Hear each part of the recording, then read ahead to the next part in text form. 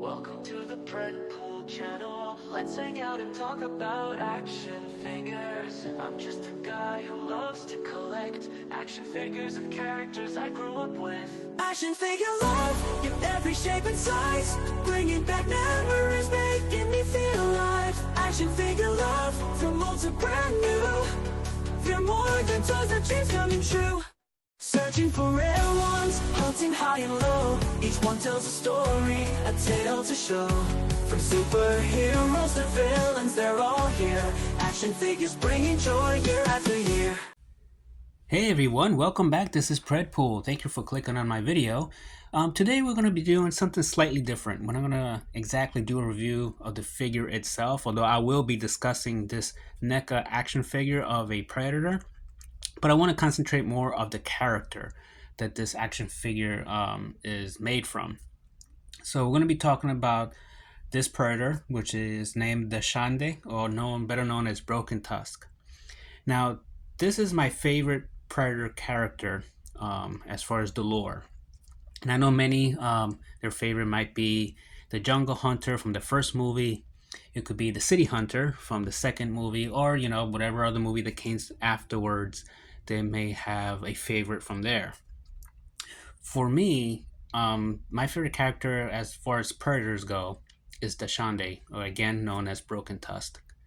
The reason why is because he kind of changed the game as far as what Predators are like. Now, if you remember from the first movie, the Predator displayed a sense of code regarding if his prey carried weapons or not. And that's all as far as we got is regarding any type of code, really, from Predator. Now, in the second movie, Predator 2, the City Hunter, towards the end of the movie, we got a glimpse of more of the Predators and their lifestyle and so forth. Starting off with the trophy wall. The trophy wall, we got to see different skulls and so forth. But once it got to that Xeno skull, people were like, what? Couldn't believe that, now these two characters from different franchises could intermingle. So now you got the Xenos, the aliens, and the Predators that they possibly share in the same universe. And that second movie confirmed it basically by putting that skull on that trophy wall. So it kind of left to the imaginations of possibilities. The other thing that the second movie brought out more was the sense of code or honor that the Predators do have. So after the City Hunter was defeated, Danny Glover's character, he's standing there and all these other Predators surround him. Now, when the first time you see this movie, you think, oh crap, the guy's dead because, all these Predators are around him. But no, that's not what happened. Spoilers alert. They just carried the City Hunter's body away, and the elder Predator basically just hands over a flint pistol to Danny Glover's character and walks away. Hey, and gave him, you got to get out of this ship before we leave, basically. But they didn't take any action against that character. So now we got a sense of more of their code of honor, basically. So one of theirs was defeated, and that was the end of the story. They didn't pursue anything after that. So Predator 2 was quite vital as far as expanding more about the Predators and their culture and what some of their praise was. Now, moving forward to the comic books. When the Alien vs. Predator comic book came out, I was just so happy to see that because I've been waiting since Predator 2 to see what could happen between Xenos and Predators. And the comic book brought it to life in that sense. I still remember when I was a kid, I got the first issue, and here I'm going to put an image of it. And I was in my bed playing 90s music and just let my imagination just go, just be absorbed by this comic book and what the possibility was bringing forth. When that story ended, I was completely amazed as far as, what this character, this Predator, brought into the game as far as what Predators can do. So here we saw in that comic book run, we saw how the Predators fought the Xenos, and for the most part, especially the Dachshund or Broken Tusk, he annihilated all the regular warriors, Xenos. He just destroyed them. It wasn't until he got to the Queen that that's where he unfortunately met his end. But aside from that, then we see that he teams up with a human, which something that, you know, never thought would happen. And it did in the comic book. All related to their code of honor. So this is why this character to me is pivotal as far as moving forward after that. What predators are like for the most part. You know, we know we have berserkers or crazy predators that kill regardless, who and even other predators. But for the most part, predators follow this code. So this is why I truly was waiting for NECA when they finally made this character, because they had done quite a few other characters before he was released.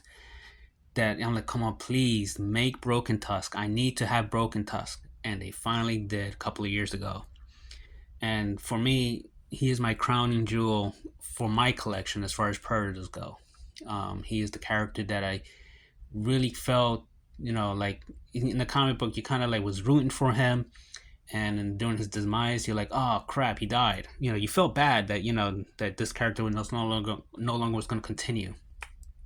Unlike the other from the previous movies, you know, that came out, you're like, well, you know, they met their end. They're just creatures that hunt and kill. But here, Dachanda demonstrated some kind of personality, and that was, you know, to me important, you know, or something a game changer.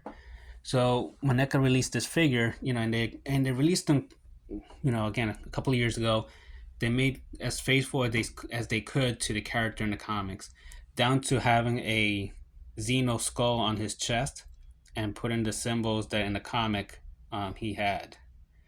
So he had the spear, in which already has acid blood that they put as far as on Deco, and he also had his weapon, it's kind of like his gun or rifle, etc.